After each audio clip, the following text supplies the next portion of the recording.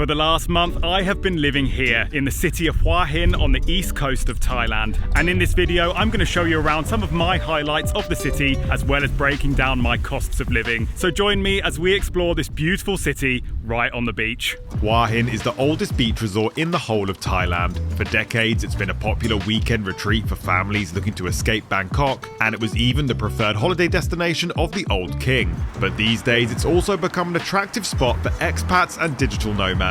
So as a result, there's countless luxury hotels and complexes lining the seafront, where you can also live like royalty in your own palace right on the sand.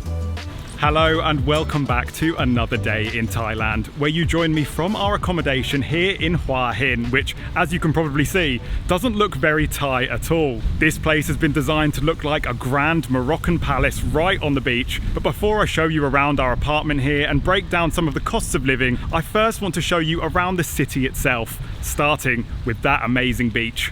Hua Hin Beach is over 7 kilometers long, running all the way from the bustling city centre to the quieter sands of the south. The city side gets particularly busy on weekends, where you'll find crowds of tourists taking horseback rides along the sand. You'll also find the vast majority of the nightlife options just back from the beach, but we ended up staying a little way out of the main town towards the quieter south end of the sand. As I briefly mentioned at the start of the video, this whole shoreline is essentially dominated by luxury hotels and condo buildings. In fact, there's barely even a bar or restaurant that isn't affiliated with one of those things, which overall does make eating and drinking right down here on the front quite expensive. But luckily, there are still a few ways around that. But even at the local food markets, you do need to be a little bit careful. Obviously, the best way to eat cheap in Thailand is at the street food markets. My personal favourite spot in Hua Hin is the Dinosaur Market on Soi 56, where you'll find a wide variety of local food vendors mainly selling to local people. There's fresh fruit and vegetables for a weekly shop, as well as delicious hot food made to order. This is definitely one of the more affordable dining options in the whole of the city. But when it comes to the main tourist night markets, Hua Hin can get a little bit bougie.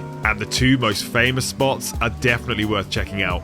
The Cicada Market is open every Friday to Sunday, and whilst it's mainly known as an arts and crafts market, that really undersells the whole experience. This place is more like a weekend entertainment hub, where you can bring the whole family to browse the craft stalls, watch some live music, and have a few drinks. The food options here are right in the centre and operate in an almost food court style, where you exchange your cash for tokens that you spend at the stalls. The quality and variety of food here is really good, but I will say the prices are quite high for Thailand.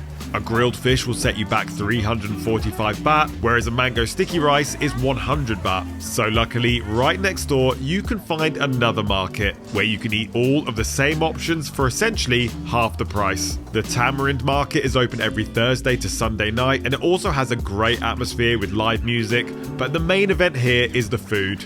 There's no arts and crafts, no souvenirs, just countless stalls selling delicious street food that won't break the bank. And just to prove that point, a whole grilled fish here in this market will cost you at least 100 baht less than the Cicada Market, and it's literally right next door.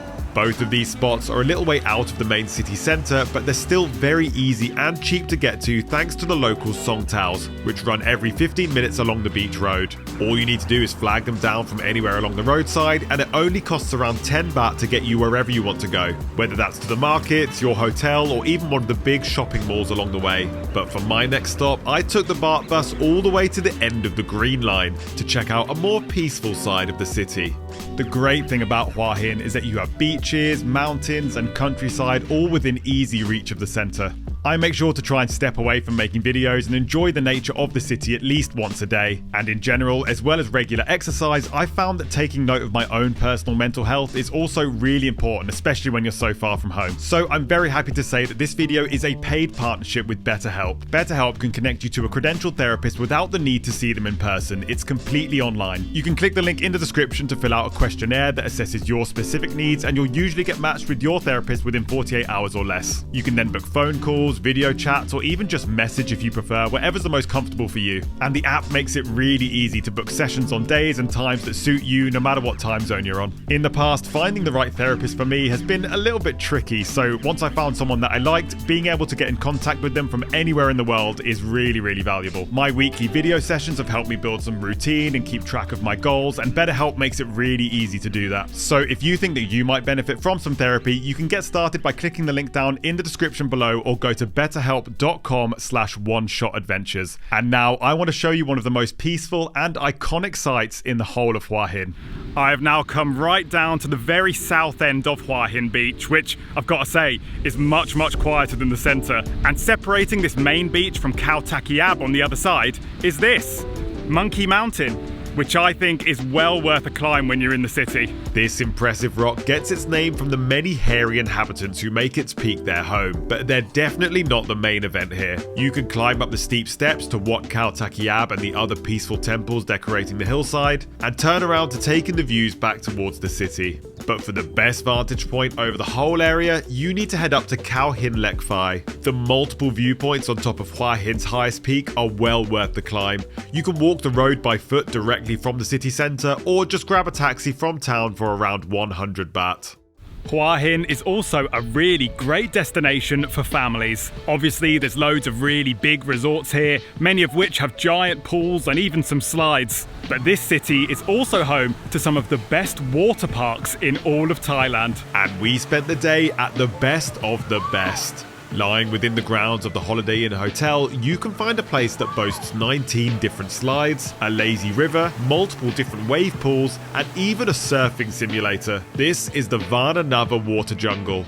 It costs 980 baht per person if you book online in advance, and that entrance fee includes a locker with towels, a spaghetti meal deal from the main food court, and you can even have a go on the special VR slide, which I wouldn't necessarily recommend. It's easy enough to camp out here for the day with the family, and there's even a swim-up bar, so the adults are happy too. But now it's time to get dried off and check out where we stayed for the month. Hua Hin seems to have a slightly strange obsession with themed resorts. In fact, you can find apartment buildings with decorations from all over the world. There's a Spanish-themed resort, a Venetian shopping mall, but our place had a certain North African flair. A grand palatial building leading right out onto Hua Hin Beach with plenty of its own water features too.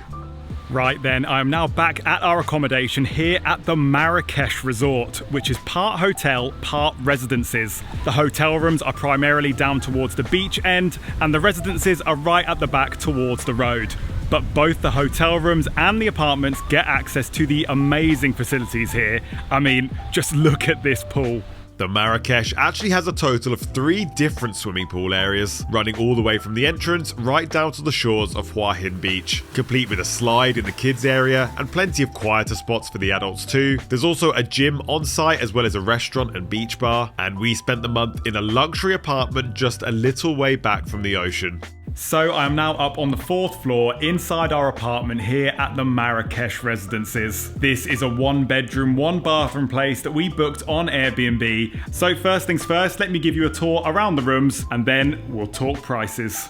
So you come in through the front door and into this very spacious kitchen and living area. And you should already notice some of those little Moroccan touches. You have some artwork up on the wall there and these amazing hanging lanterns in the kitchen. Speaking of the kitchen, you have everything you need here to do some self-catering if that's what you want to do. Then in front of the kitchen, you've got the lounge and living space, and it has this really lovely L-shaped sofa, which is very, very comfortable. And that looks across to the TV up on the wall there. And the last thing to show you in the living room is the balcony, but I'm actually going to save that until the end. And first, we'll go and check out the bedroom. Again, this room is a really good size with a nice big double bed right in the middle, and you've also got another small desk and chair here if you need it. Then over to the side, you've got the ensuite bathroom. And finally, let me take you out onto our private balcony, which is a really lovely space. So here we are. This is our outdoor space. As you can see, there's more than enough room for a table and chairs here, and you've got a drying rack for clothes as well. And we have a direct view right down onto those amazing Moroccan fountains down below. But that's not all. You can also crane your head around to the right and you can look right down through the middle of the resort and you can see the sea right at the end there. So overall, I think this place really gives you everything you could want in Hua Hin. You've got a lovely apartment, you've got an amazing swimming pool, and you're a stone's throw from the beach as well. So finally, let's talk about prices. We booked this place on Airbnb for £650 for the month, and that is inclusive of all of our bills for water and electric as well. So yes, this is quite expensive for Thailand, but for a resort like this, right on the beach, I don't think it's too bad at all. Next time, we go in search of the last place where you can see Thailand's most iconic animals in the wild.